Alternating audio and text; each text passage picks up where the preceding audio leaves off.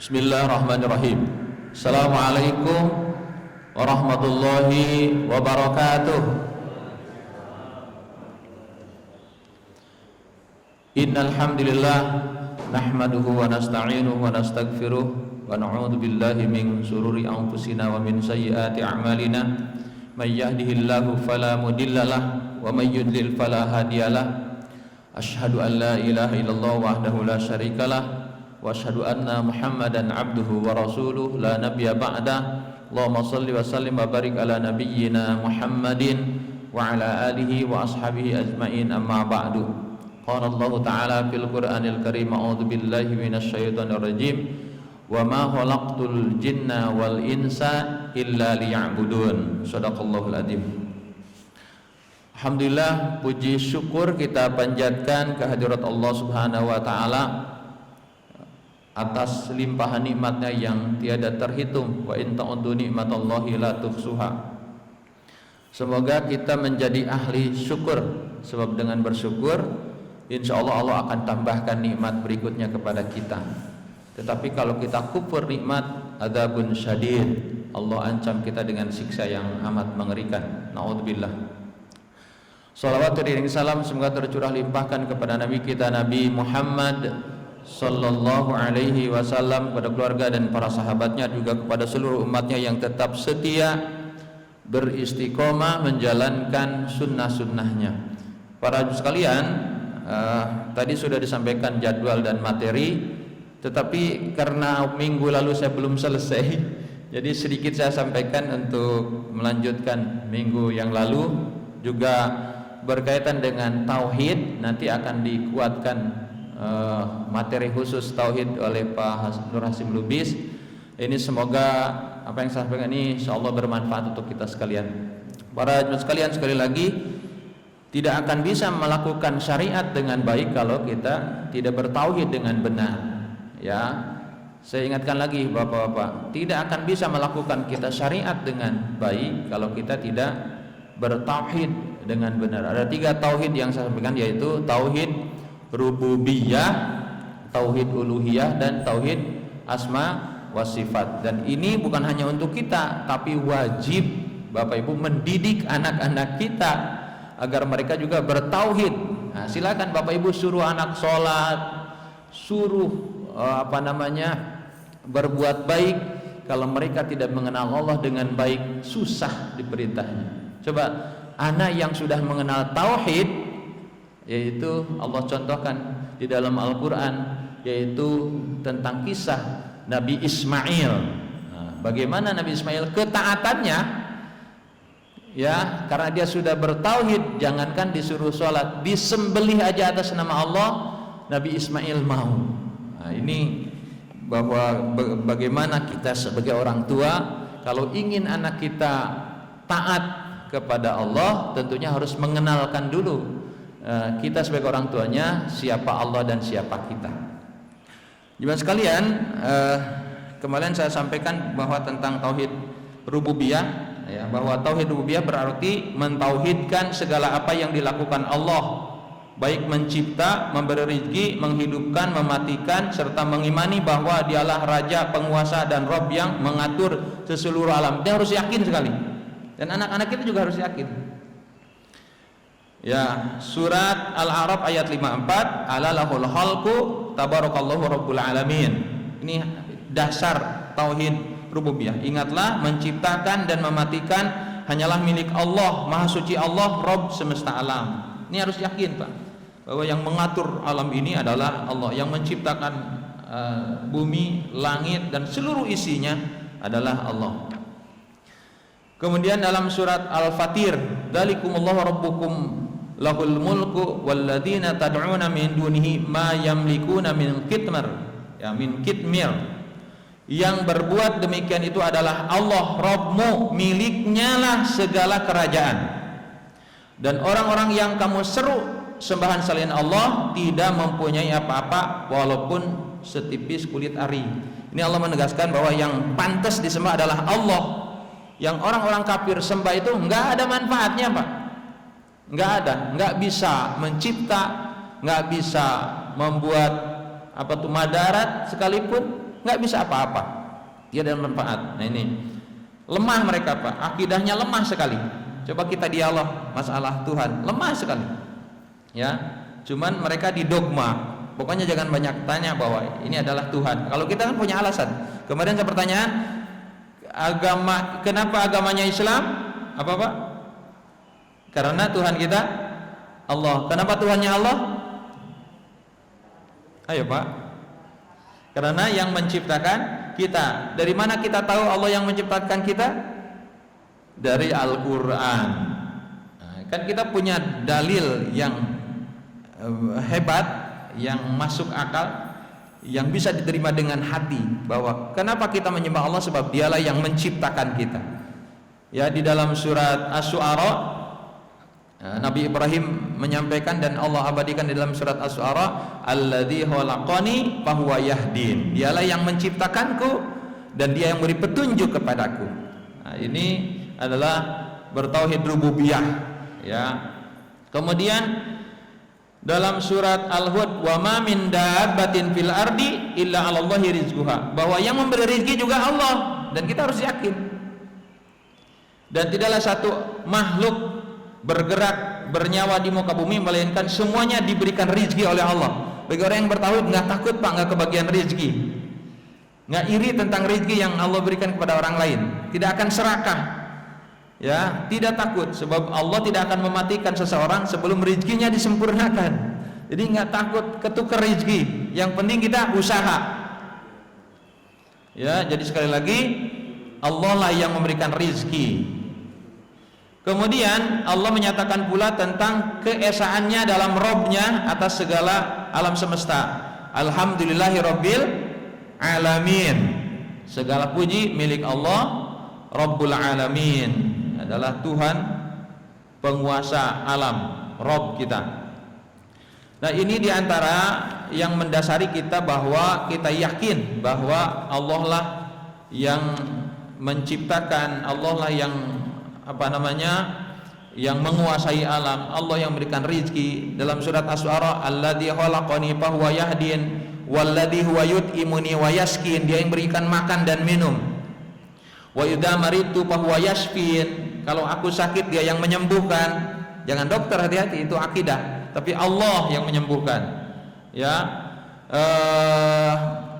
Walladzi huwa yumituni summa yuhyin, dia yang menghidupkan, dia juga yang mematikan. Kemarin kita jangan takut mati, sebab Allah sudah mengatur kematian itu. Walaupun dalam kondisi pandemi ini tetap mati, karena memang sudah sampai pada saatnya kematian ya. Cuman kita wajib menjaga kesehatan, menjaga tubuh. Ini salah satu bentuk syukur, kita menjaga tubuh jangan sampai sakit ya, harus dijaga dengan baik. Adapun takdir kematian sudah dicatat oleh Allah ya. Saya bilang jangan takut matinya, takutnya mati dalam keadaan kita banyak dosa. Jadi konsentrasinya bukan pada takut matinya, tapi kita bercita-cita mati dalam keadaan Allah ridho kepada kita dalam kondisi apapun. Kemudian tauhid uluhiyah.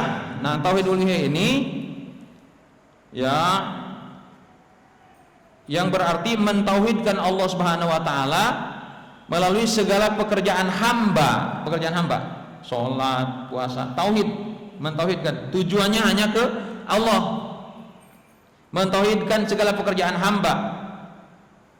Dengan cara itu mereka dapat mendekatkan diri kepada Allah Subhanahu wa taala apabila hal itu disyariatkan oleh Allah, seperti ya sholat, berdoa hanya ke Allah Pak, meminta jangan kepada selain Allah. Kemudian khauf, takut hanya kepada Allah. Roja, berharap juga kepada Allah. Mahabbah, cinta, awas jangan melebihi kecintaan kita kepada makhluk daripada cintanya kepada Allah. Dzab, ya penyembelihan. Kemudian bernazar, kita bernazar juga harus kepada Allah. Isti'anah, isti'anah adalah meminta pertolongan. Istighosah, meminta pertolongan di saat sangat sulit. Istighosah. Isti'adzah, meminta perlindungan dan segala yang disyariatkan dan diperintahkan oleh Allah Azza wa Jalla dengan tidak menyekutukannya dengan suatu apapun. Nah ini, jadi itulah tauhid rububiyah Apa yang menghantarkan tauhid rububiyah? Tauhid uluhiyah.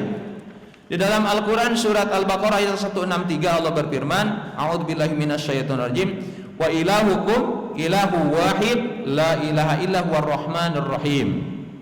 Dan Rabb kamu adalah Rabb yang Maha Esa, tidak ada ilah sembahan yang berhak diibadahi dengan benar selain daripada Allah.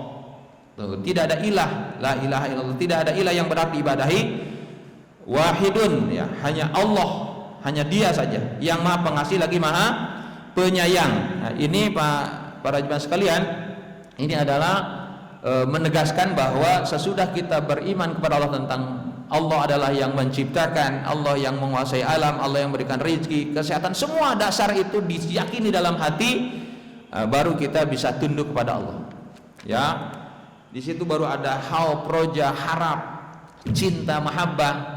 Dari mengenal Allah tadi, maka akan ada timbul rasa tunduk dengan ikhlas kepada Allah SWT. Tapi kalau belum, sangat susah. Nah, kemudian para jemaah sekalian, nah, Allah berdalil dengan tauhid rububiyahnya atas haknya untuk disembah. Nah, Allah dengan dasar tauhid rububiyahnya tadi, maka Allah hak disembah. Tauhid inilah, tauhid uluhiyah inilah yang menjadikan tujuan daripada penciptaan manusia. Jadi tauhid uluhiyah Allah, tujuan Allah menciptakan manusia dalam surat Az-Zariyat yang saya tadi baca ayat 56, A'udzubillahi minasyaitonirrajim, wa ma khalaqtul jinna wal insa illa liya'budun. Tidaklah aku ciptakan jin dan manusia kecuali untuk beribadah kepada Allah Subhanahu wa taala. Nah, ibadah ini adalah tunduk, patuh pada aturan-aturan Allah. Kita sebagai hamba, abdun, hamba adalah nggak ada punya pilihan, Pak. Hamba ini harus tunduk pada aturan Allah Subhanahu wa taala. Kita tidak punya kekuasaan apapun. Kita lemah. Kita dalam kekuasaan Allah. Apapun yang ada pada diri kita semua dari Allah dan milik Allah. Nah, untuk itu maka kita harus, kalau ingin selamat, kita harus tunduk pada aturan Allah. Nah, di dalam tauhid uluhiyah ini, ya, keimanan manusia terbagi ke dalam beberapa golongan. Satu tadi adalah golongan orang-orang musyrik. Orang musyrik itu yakin pada tauhid rububiyah, Allah pencipta, Allah penguasa, tapi ketika dia beribadah, dia butuh perantara ibadah tidak langsung kepada Allah seperti patung, ya, seperti yang lain-lain mereka. Ya, ada juga di Indonesia juga banyak orang-orang, maaf, kejawen, ya. Mereka juga yakin Allah pencipta, tapi mereka punya ritual-ritual selain yang disyariatkan oleh Allah, seperti punya keris-keris pusaka, ya, punya benda-benda, atau ketika ritual buat bangun rumah, maka dia harus ada sesuatu yang dia anggapnya ini yang akan melindunginya, seperti bikin paku emas di di atas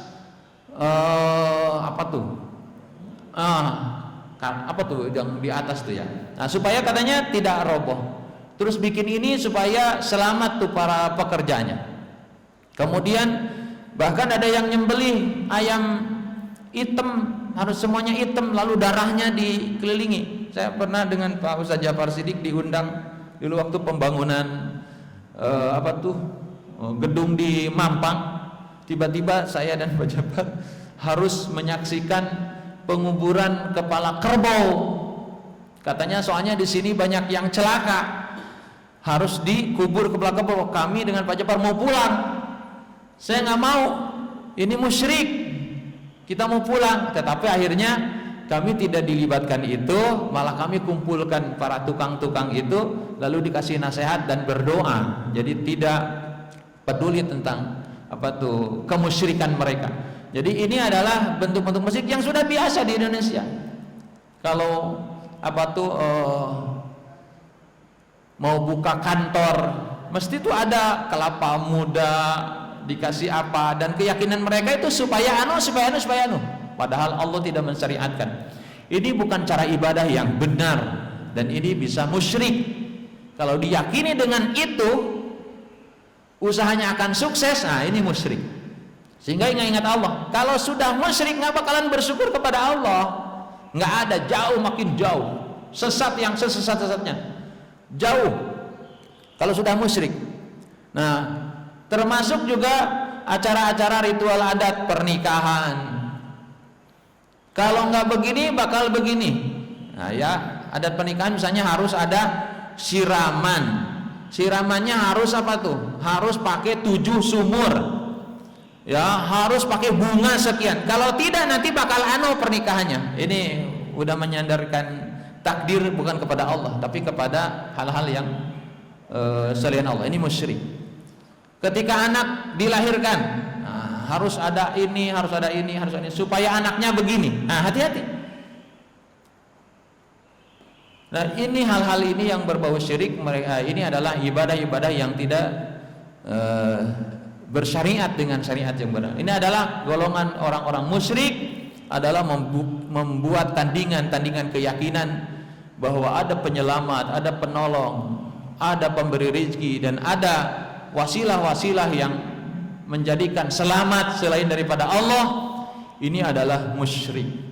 Dan musyrik ini bahayanya, kalau musyrik besar lalu belum taubat, dia meninggal, maka dia tidak akan pernah masuk surga.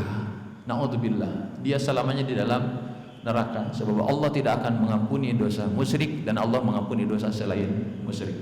Nah, ini selain syirik. Ya, untuk itu maka kita harus bertauhid dengan baik, Bapak Ibu, bahwa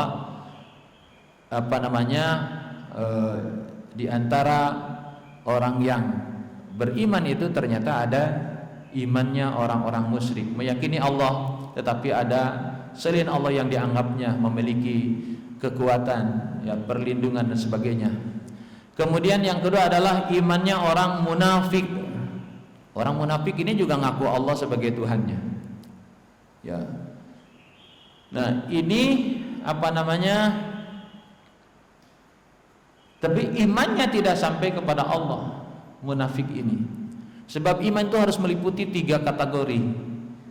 Di dalam hadis Tirmidzi, Rasul sampaikan bahwa iman itu adalah i'tiqadun bil qalbi wa iqrarun bil lisan wa af'alun bil arkan. Jadi iman itu adalah diyakini dengan sepenuh hati. Tadi tauhid rububiyahnya, uluhiyahnya diyakini dalam sepenuh hati, lalu diucapkan dengan lisan, yaitu bersyahadat kepada Allah dan Rasulnya, lalu wa af'alun bil arkan, diwujudkan dengan perbuatan. Orang enggak ragu lagi, ini adalah orang Islam, gitu ya. Ini adalah orang Islam. Dulu ada pernah tiba-tiba datang ke sini orang bilang, "Pak, tolong ini diumumkan, dia meninggal, dia baru meninggal, tolong diumumkan di masjid." Kita bertanya-tanya, emang dia Islam? Sebab nggak pernah ke masjid, nggak pernah, jangankan sholat fardu, Idul Fitri, Idul Adha aja nggak pernah ada. Nah, kita bertanya-tanya, ya, jadi maka tidak cukup hanya mengaku, mengucapkan, ditanya kamu Islam, tapi ternyata dia sendiri tidak melakukan syariat Islam, atau nanti berakhlak Islami, ya, berakhlak Islam. Bagaimana seorang perempuan berakhlak Islam, bagaimana seorang laki-laki berakhlak Islam, sehingga orang nggak ragu lagi, ini orang Islam. Kalau kita mau bersalam nggak ragu, karena kita tahu inilah orang Islam. Nah, gitu. Jadi orang-orang munafik itu ternyata imannya hanya di mulut saja, tidak sampai kepada hati keyakinannya. Tidak ada tauhid rububiyah, tidak ada tauhid uluhiyah, hanya diucapkan saja dia menakan iman. Makanya cirinya dalam Al-Quran yang lebih mudah di dalam surat An-Nisa, ayat 142. A'udzubillahi minasyaitonirrajim. Innal munafiqina yukhadi'una Allah wa huwa khadi'uhum wa idza qamu ila sholati qamu kusala yura'una an-nas wa la yadhkuruna Allah illa qalila. Hati-hati, takut ada dengan kita dan juga di anak-anak kita. Orang-orang munafik itu ingin menipu Allah. Allah balas tipuannya. Nah, gitu ya. Allah balas. Apa cirinya? Wa idza qamu ila sholati qamu kusala. Apabila dia sholat malas melakukannya. Udah munafik, Pak. Malas. Sebab kalau tadi bertauhid rububiyah bahwa Allah pemberi rizki, Allah penyelamat, Allah pelindung, apalagi Allah yang akan menyelamatkan kita saat sakaratul maut, di alam kubur, di mahsyar, diselamatkan dari neraka dan ingin masuk surga, nggak mungkin sholatnya malas dengan harapan-harapan. Apalagi dari rasa syukur, Allah yang memberikan rizki, Allah yang memberikan napas, Allah yang memberikan mata, malu rasanya. Akan timbul rasa cinta, malu. Munafik nggak sampai ke situ, Pak. Tapi orang yang beriman sampai ketika malas aja malu rasanya. Malunya bukan karena manusia, tapi malunya betul kepada Allah. Ketundukannya nggak ada sangkut paut dengan manusia. Hari ini tolong bapak-bapak, takutnya ada anak-anak yang masih malas ibadah, hati-hati, masih belum beriman dengan baik. Harus ditanamkan keyakinannya kepada Allah sehingga mereka tidak harus disuruh-suruh, dipaksa untuk melaksanakan ibadah. Awalnya kita malah harus kasih teguran, hukuman, tapi jangan lupa kasih pengertian terus, kasih pengertian. Apalagi untuk kita yang sudah sepuh, jangan sampai masih malas melaksanakan ibadah, sebab itu kategori orang munafik. Hati-hati. Para jemaah sekalian, saya pernah mengikuti kajian, saya lupa dari siapa, di dalam surat Al-Baqarah kan ada ayat bahwa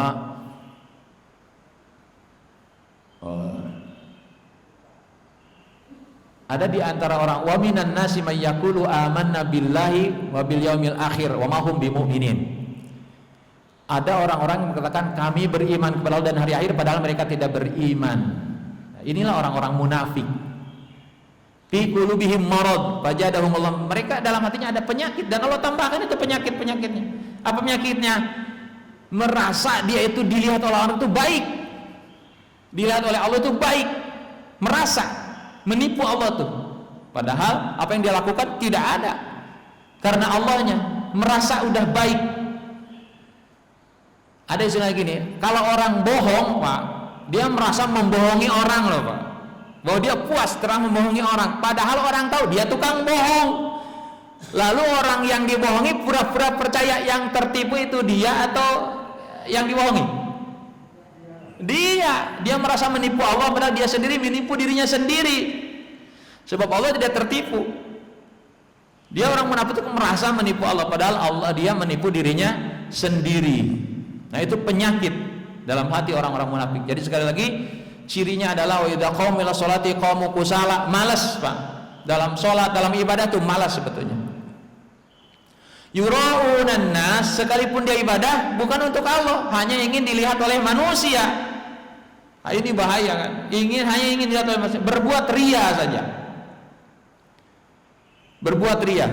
Maka nanti dalam fikih itu ketika kita bicara masalah ibadah, ada dua syarat ibadah supaya ibadah kita sampai kepada Allah. Ada dua syaratnya. Jadi belum tentu Pak kita rajin ibadah sampai ke Allah, belum tentu. Kita rajin ibadah Allah ridho, belum tentu. Harus ada dua syarat ini.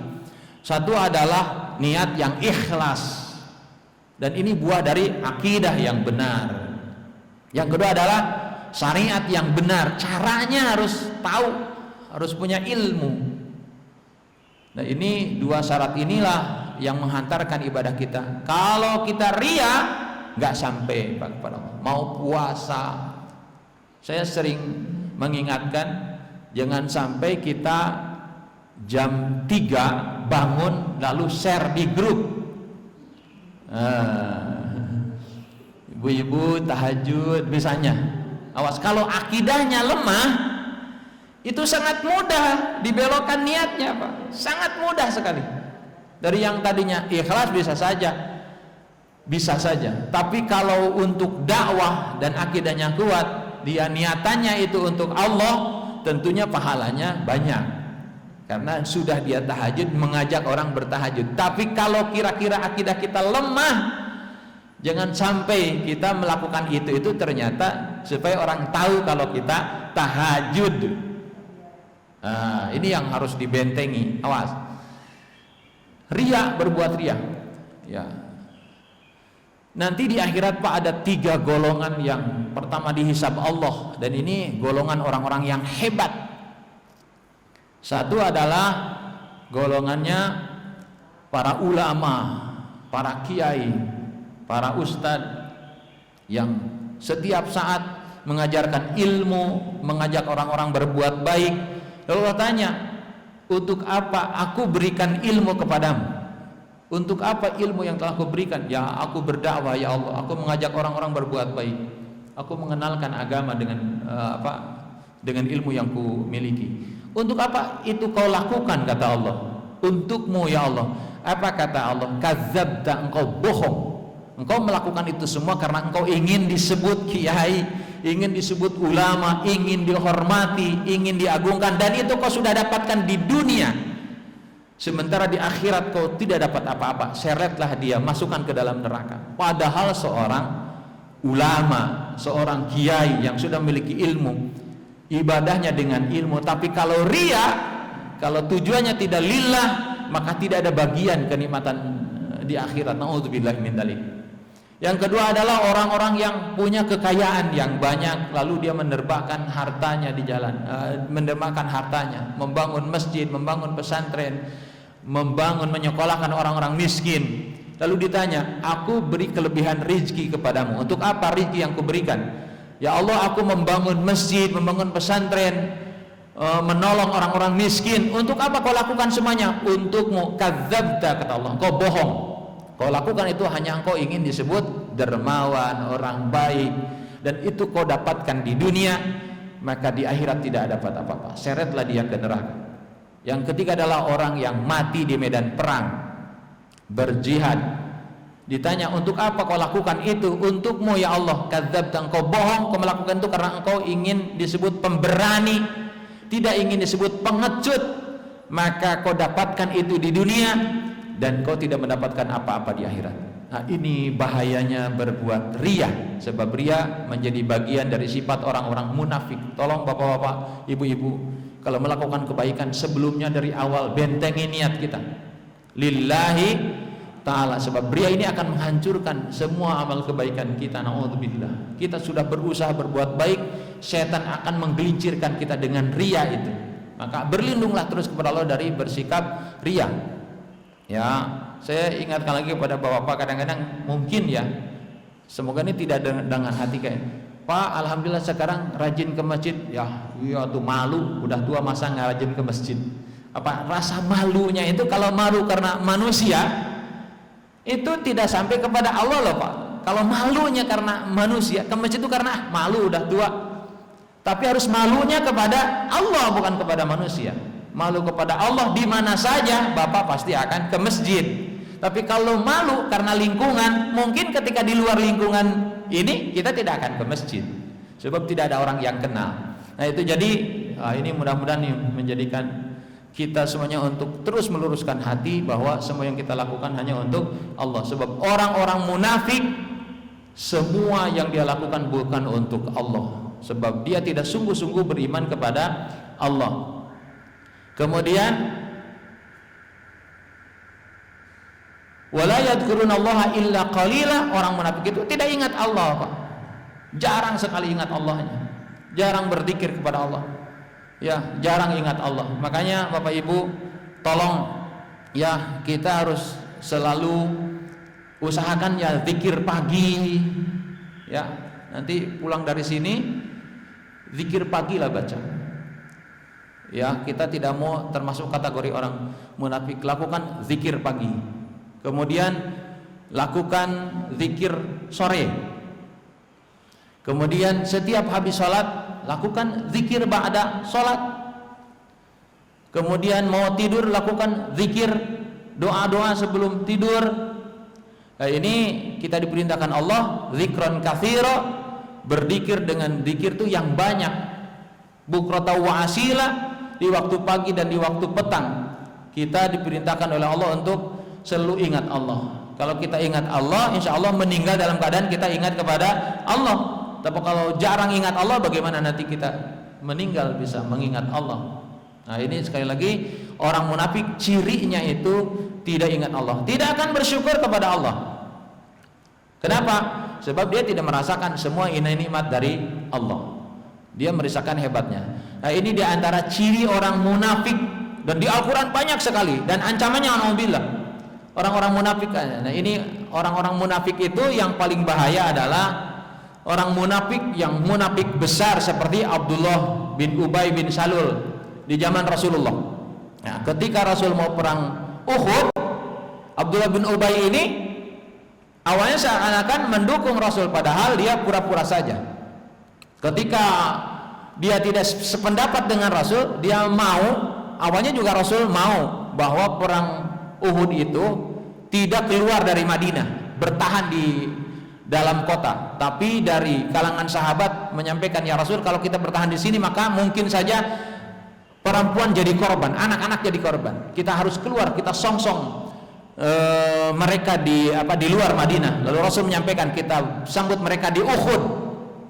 Sementara orang munafik inginnya di dalam kota Madinah, supaya apa? Ketika dia mau mundur nggak kelihatan gitu, Pak. Nah, dia punya tujuan buruk. Maka ketika berangkat, yang tadinya Rasulullah berjumlah 1000 orang, ketika berangkat Abdullah bin Ubay mempengaruhi orang-orang yang masih lemah imannya, diajak untuk mundur, dipengaruhi. Ngapain perang, kita hanya nganterin mati. Kita tidak, mereka 3000 dengan yang terlatih, sementara kita cuma 1000, kita pasti kalah. Mundur, Pak. 300 orang dipengaruhi oleh Abdullah bin Ubay bin Salul dan tidak ikut perang untuk perang Uhud. Ini bahayanya orang munafik. Kita juga sekarang banyak melihat, ya, mengaku Islam tapi merugikan Islam. Ketika Islam dukungan, ya, memperjuangkan keislamannya, tapi ada orang-orang yang mengaku Islam tapi tidak mendukung tentang perjuangan Islam. Nah, ini kita harus benar-benar hati kita bulat dengan bertauhid kepada Allah. Jangan sampai kita termasuk golongan orang-orang munafik yang ternyata jangankan diperintah jihad, diperintah sholat saja kita malas. Ini naudzubillah min dzalik. Nah, sekalian, selanjutnya adalah imannya para pendusta agama. Ya, ngaku Islam tapi ternyata pendusta. Ini di dalam surat Al-Ma'un. Kita coba sama-sama baca, Bapak Ibu. A'udzubillahi minasyaitonir rajim, sama-sama. Ara'aital ladzi yukadzibu biddin fadzalikal ladzi yad'ul yatim wa la yahuddu 'ala ta'amil miskin fawailul lil musallin alladzina hum an salatihim sahun alladzina hum yura'una wa yamna'unal ma'un. Ini adalah surat yang menggambarkan bahwa mereka berkata Islam tapi bohong. Tahukah kamu para pendusta agama? Ara'aital ladzi yukadzibu biddin fadzalikal ladzi yad'ul yatim, yaitu orang-orang yang tidak peduli terhadap anak-anak yatim. Ya, Pak, sudah sejauh mana keagamaan kita? Kita sudah rajin ke masjid, rajin tahajud, rajin puasa, ya, rajin duha, rajinlah kita ibadah langsung kepada Allah. Hablum minallah kita. Tapi sudahkah kita melakukan perhatian terhadap anak-anak yatim? Nah, ini menjadi concern. Sebab ini menjadi bagian dari ciri kalau kita betul-betul beragama Islam dengan baik. Para pendusta agama diantaranya tidak peduli, rajin ke masjid, rajin ibadah, tapi enggak ada hatinya kepedulian terhadap orang-orang, anak-anak yatim. Nah, ini tolong. Nah, di sini alhamdulillah ibu-ibu ada kotak amal khusus, Pak. Kotak amal khusus tiap pengajian khusus untuk anak yatim. Nah, ini insyaallah ini menjadi bagian. Sesekali, Pak, boleh, Pak, mengajak anak-anak kita, ya, ke tempat panti-panti asuhan. Suruh anak-anak kita tuh ngasih uang. Bilang ke mereka, mereka tidak punya. Tanya, nah, kamu punya orang tua? Enggak ada, Pak. Enggak punya orang tua. Orang tuanya meninggal. Bahkan dua-duanya. Dia yatim piatu. Tanya, nak, mereka nggak punya. Kamu masih punya ayah, kami masih punya ibu. Bersyukurlah, nak. Ada anak yang dari kecil dia mau merengek-rengek ke siapa? Dia mau minta, kamu mah punya bapak, punya, bersyukurlah. Sesekali jangan diajak ke mall terus, anak. Jangan diajak terus ke restoran-restoran mewah, sehingga mereka kurang bersyukur. Maka bawalah anak-anak kita sesekali melihat anak-anak yang diuji Allah dari kecil tidak punya orang tua. Maka kewajiban kita bukan hanya memberikan kasih sayang secara finansial, Pak. Kewajiban kita itu adalah menjadikan orang tuanya datang, Pak, ke panti asuhan. Mereka senang kita disapanya. Saya dengan Pak Jafar sering bawa, Pak, anak-anak itu senang sekali, Pak. Saya bawa anak-anak ke tempat wisata. Oh, senangnya, Pak. Ketika kita ngobrol di bis gitu, senang mereka merasakan ada orang tua. Anak-anak yang kecil itu kadang ngelendot. Itu luar biasa, Pak. Jadi kita kepada anak yatim tidak hanya cukup memberikan finansial, tapi perhatian. Ya, secara kasih sayang juga diperintahkan. Nah, kalau kita tidak peduli, nah ini termasuk kategori para pendusta agama. Wala yahuddu ala tu'amil miskin, tidak memberi makan kepada orang-orang miskin, tidak peduli. Yang penting diri dan keluarganya sejahtera. Dia nggak peduli. Bahkan ada juga orang-orang yang uang orang miskin diambil. Oh, gimana itu dosanya? Sudah nggak peduli, udah gitu harusnya ini uang sampai kepada orang-orang miskin, malah dia ambil, malah dia pakai untuk kesejahteraan diri dan keluarganya. Ini tentunya lebih zalim, bahaya sekali. Nah, harusnya kita harus peduli terhadap orang-orang miskin, orang-orang yang diuji Allah tidak memiliki kemampuan di bidang ekonomi. Ada fakir, miskin. Nah, ini dua-duanya butuh perhatian kita. Kalau kita ingin menjadi orang-orang yang mulia di hadapan Allah, maka lakukan. Bahkan di dalam surat Ali Imran Allah berfirman, lan tanalul birra hatta tunfiqu mimma tuhibbun. Tidak akan sampai pada kebaikan yang sempurna sebelum kalian memberikan harta yang paling kalian cintai. Tuh, yang paling kita cintai, bukan sisa, Pak. Ketika kita punya gaji, ada peruntukan bagi anak yatim, orang miskin sudah ada. Bahkan ada kewajiban kita, kalau harta kita sudah haul, sudah sampai setahun dan sudah nisab, maka wajib mengeluarkan 2,5% dari harta kita, yaitu zakat mal. Nah, ini adalah menjadi bagian supaya kita terhindar dari menjadi para pendusta agama. Fawailul musallin alladzina hum an salatihim sahun. Orang-orang pendusta agama itu ketika melakukan salat itu lalai, malas. Ya. Dan mereka berbuat riya. Berbuat riya, melakukan apapun berbuat riya. Itu para pendusta agama. Jadi jemaah sekalian, inilah diantara kategori iman yang terbaik adalah iman yang sempurna. Di dalam surat Al-Anfal, a'udzubillahi minasyaitonir rajim, innamal mu'minuna alladzina idza dzukirallahu wajilat qulubuhum. Orang yang beriman itu apabila disebut nama Allah bergetar hati.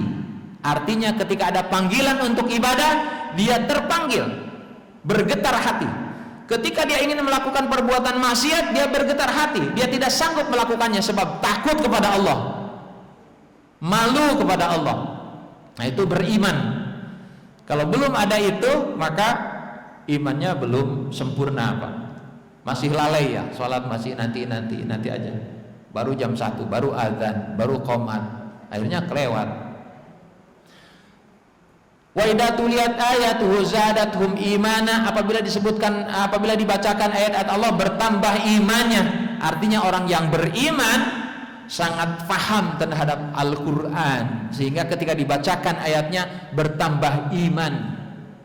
Orang yang beriman ya senantiasa ingin imannya itu kuat, bahkan meningkat. Dengan cara apa tadi? Di antaranya dengan memahami ayat-ayat Allah. Sekarang kadang-kadang kita surat Al-Fatihah aja belum paham. Padahal kalau kita mempertanyakan kenapa Allah perintahkan baca ayat surat Al-Fatihah sehari paling tidak 17 kali, pasti ini ada hal yang penting buat kita. Ternyata kalau kita pahami Al-Fatihah, subhanallah luar biasa Pak. Pasti iman kita setiap habis sholat itu bertambah. Cuman karena Fatihah dibaca tanpa dipikirkan, tanpa dihayati, tanpa maknanya dipahami, sehingga dibaca ya begitu saja. Tidak ada sentuhan ke hati yang menjadikan iman kita bertambah. Sebab iman akan bertambah apabila kita berbuat kebaikan, dan akan turun apabila kita berbuat maksiat. Makanya di antara kebaikan yang dapat meningkatkan iman bagi orang yang beriman adalah ketika dibacakan ayat-ayat Allah, bertambah imannya, semakin yakin terhadap Allah, semakin malu, semakin cinta, semakin mahabbah, ya, cinta kepada Allah, sehingga ketaatannya semakin meningkat. Itu ciri orang yang berimannya bertambah. Jadi sekali lagi, bahwa di antara ciri orang yang beriman yang imannya benar adalah ketika dibacakan ayat Allah bertambah imannya. Wa ala rabbihim yatawakkalun, dan dia hanya bertawakal kepada Allah saja. Jadi menyerahkan hidupnya hanya kepada Allah. Para sekalian, ini apalagi saat-saat sekarang yang luar biasa. Ini ekonomi sekarang turun, kesehatan harus betul-betul dijaga dengan baik, sehingga kita banyak gelisah, kekhawatiran. Harusnya bagi orang yang beriman tidak harus gelisah. Kita tetap menjaga kesehatan, protokol kesehatan. Ketika mau keluar rumah jangan lupa baca Bismillahi tawakkaltu 'ala Allah la haula wala quwata illa billah. Orang-orang yang melangkahkan kaki dari rumahnya dengan membacakan doa itu, maka itu dalam perlindungan Allah sepenuhnya. Ya, jadi dia dalam perlindunganku, dia dalam kecukupan, dan dia dibimbing oleh Allah. Kata iblis, bagaimana kita bisa menyesatkan orang yang dilindungi, dicukupi, dan dibimbing oleh Allah? Ini sangat penting kalimat itu. Insya Allah ketika kita keluar dengan sudah mengikuti protokol kesehatan, lalu keluar baca itu, harusnya hati sudah betul-betul tenang dan yakin bahwa Allah akan melindungi kita. Bismillahirrahmanirrahim, Allah la haula wala quwata illa billah. Orang yang beriman senantiasa bertawakal kepada Allah. Kemudian walladzina yuqimuna sholata wa mimma razaqnahum yunfikun. Ciri orang beriman adalah mendirikan sholat mutlak, Pak. Ciri orang beriman adalah mendirikan sholat, memelihara sholat dengan baik. Nah, ini nanti syariatnya gimana? Sholat tuh sekali lagi ada dua cara, ada dua syaratnya, harus ikhlas dan harus benar. Kemudian wa mimma razaqnahum yunfikun, dan menapakkan rezeki di jalan Allah. Rezeki yang sudah dititipkan Allah bisa dipertanggungjawabkan nanti di hadapan Allah Subhanahu wa taala. Ulaika humul mu'minuna haqqan. Inilah orang-orang yang benar-benar beriman. Baru tuh. Inilah orang-orang, merekalah orang-orang yang beriman dengan keimanan yang benar. Lahum ajruhum inda rabbihim wa maghfiratun wa rizqun karim. Dan bagi mereka adalah rezeki yang mulia dari Allah Subhanahu wa taala. Para sekalian, inilah yang seharusnya kita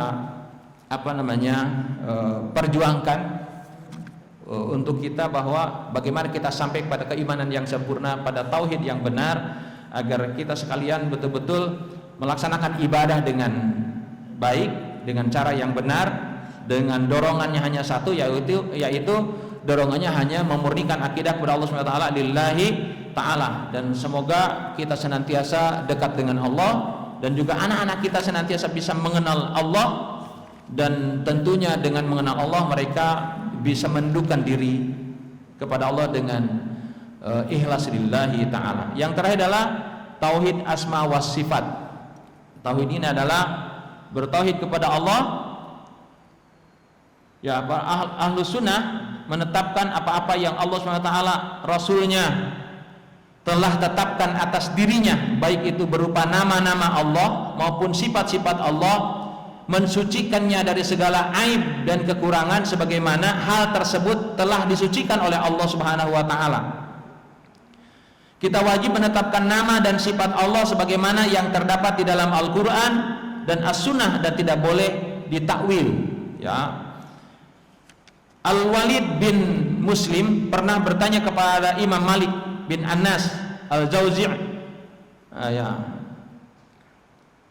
tentang berita yang datang mengenai sifat-sifat Allah. Mereka semuanya menjawab, amirruha kama ja'at bila kaif. Perlakukan sifat-sifat Allah secara apa adanya, dan janganlah engkau persoalkan, jangan engkau tanyakan tentang bagaimana sifat itu. Nah, jadi kita harus mengenal dengan baik sifat Allah, lalu meyakini inilah sifat Allah yang benar. Kemudian Allah Subhanahu wa taala menyampaikan di dalam Al-Qur'an surat Asy-Syu'ara ayat 11. Ini harus diyakini. Laisa kamitslihi syai'un wa huwas samiul alim, bahwa Allah tidak ada sesuatu pun yang serupa dengan Dia, dan Dia yang Maha mendengar lagi Maha melihat.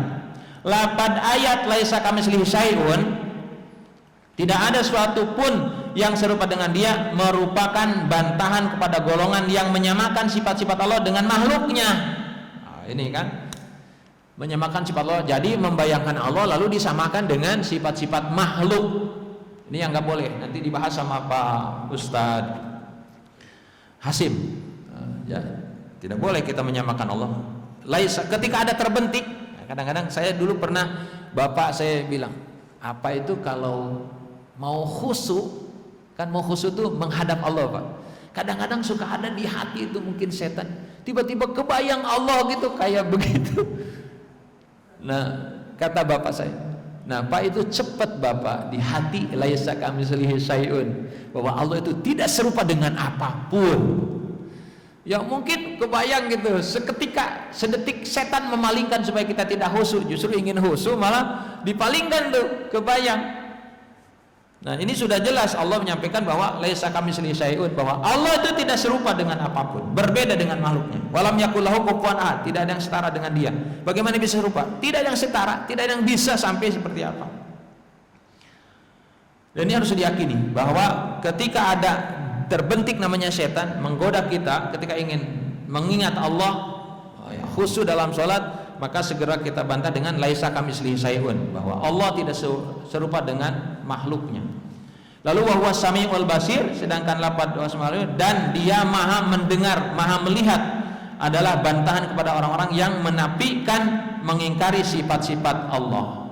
Ya, i'tiqad Ahlus Sunnah wal Jamaah dalam masalah sifat Allah Subhanahu wa taala didasari atas dua prinsip. Mohon ini Pak, ini harus betul-betul dipahami. Pertama, bahwasanya Allah Subhanahu wa taala wajib disucikan dari semua nama dan sifat-sifat kekurangan secara mutlak, seperti ngantuk, Allah nggak mungkin. Apalagi tidur. La ta'khudhuhu sinatu wala naum. Allah tidak ngantuk. Gimana kalau Allah ngantuk ngurus alam ini? Ya, memberikan kita napas. Apalagi kalau tidur. Nggak mungkin, mustahil Allah bagi Allah. Ya. Kemudian lemah, nggak mungkin Allah lemah. Allah yang mengawasi, Rabbul Alamin, tidak mungkin lemah. Mungkin Allah sedih, nggak ada Allah sedih. Ya, sementara ada Tuhan lain yang Tuhan sedih. Allah bodoh, nggak mungkin. Ini mustahil bagi Allah. Allah mati, tidak akan meninggal, dan lain-lainnya. Jadi kita meyakini satu, bahwa Allah berbeda dengan makhluk. Jangan menyamakan sifat Allah dengan makhluk. Laisa kamitslihi syai'un. Lalu kemudian Allah itu memiliki sifat-sifat yang sempurna.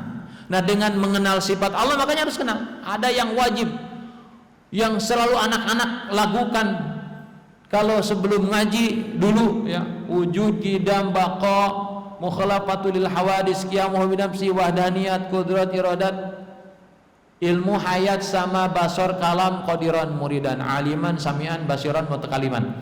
Ini harus tahu. Wujud Allah itu ada, qidam dahulu, baqa kekal, mukhalafatul lil hawadis berbeda dengan makhluknya, qiyamuhu bi nafsi berdiri sendiri, tidak butuh bantuan. Wahdaniyat, Allah itu Maha Esa. Qudrat, Maha Kuasa. Iradat, berkehendak sekehendak Allah. Kita nggak bisa maksa Allah. Ilmu, Allah mengetahui. Hayat, Allah hidup. Sama, Allah mendengar. Jangankan yang jelas, yang di hati Allah dengar. Nah, ini dengan mengimani ini kan kita betul-betul akan tunduk pada Allah, tidak ragu untuk menyerahkan diri kepada Allah. Kemudian kalam, Allah berfirman. Ya, ini adalah sifat-sifat Allah yang wajib kita ketahui. Nggak tahu Bapak-bapak sudah hafal ini sifat Allah? Hafal? Tolong Pak dihafal Pak, ini wajib Pak, wajib diketahui. Kemudian ada mustahil bagi Allah, lawan dari sifat-sifat itu. Belum lagi ada Asmaul Husna, 99 sifat Allah. Dulu ada Pak Ruswanto Samsudin mengajar hampir 5 tahun atau 4 tahun, belum selesai Pak Asmaul Husna. Ya, Asmaul Husna harus betul-betul dipahami. Supaya apa? Supaya kita nggak ragu bertawakal ke Allah, nggak ragu untuk sujud kepada Allah, nggak ragu mengikhlaskan semua perbuatan dengan mengenal sifat-sifat Allah, dan kita yakin terhadap semua sifat Allah. Nah, ini adalah mengimani tentang sifat Allah, bahwa sifat Allah itu berbeda dengan kita.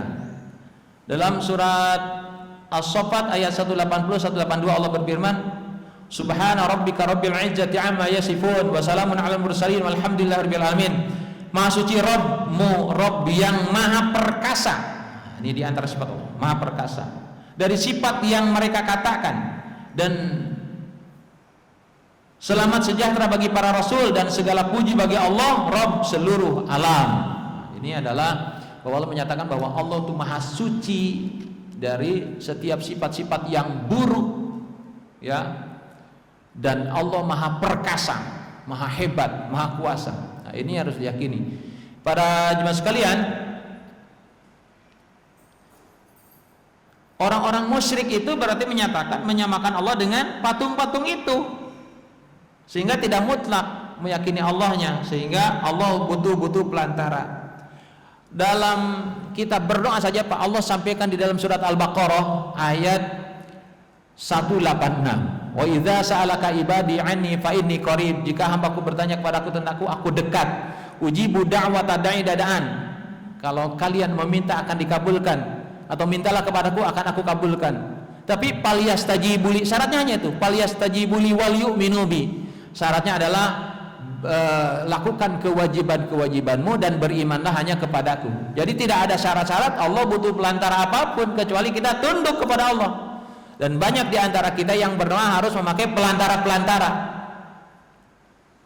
termasuk pakai pelantara para wali, supaya wali itu menyampaikannya kepada Allah. Coba bayangkan, padahal Allah tidak butuh itu. Allah itu maha dekat, maha mendengar. Sampai Allah sampaikan bahwa wa idza salaka ibadi fa inni qarib, aku dekat min hablil warid, Allah lebih dekat daripada ulat telaga kita. Nah, ini pemahaman. Kadang-kadang ada orang yang kalau kita kan kotor katanya, kita butuh pelantara, padahal pelantaranya adalah pantas dikabulkan doa, yaitu dengan cara tunduk melakukan kewajiban-kewajiban kita pada Allah SWT. Baik para jemaah sekalian, sudah lewat belum? Sudah lewat.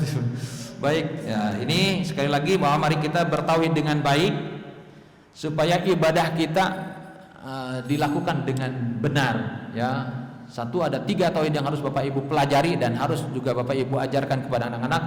Ada satu tauhid rububiyah, bahwa Allah yang menciptakan, Allah yang merajai, Allah yang memberi rezeki, Allah yang menyehatkan, Allah yang semua sumbernya dari Allah.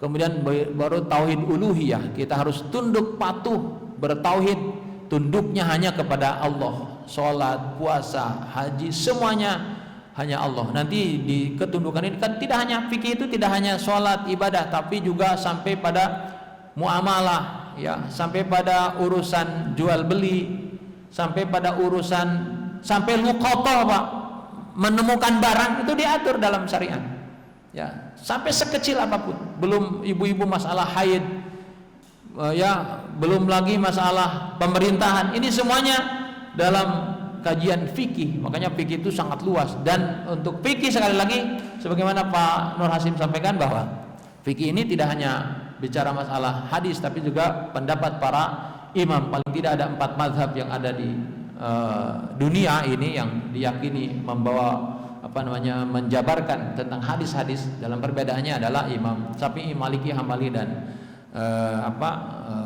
Hanafi.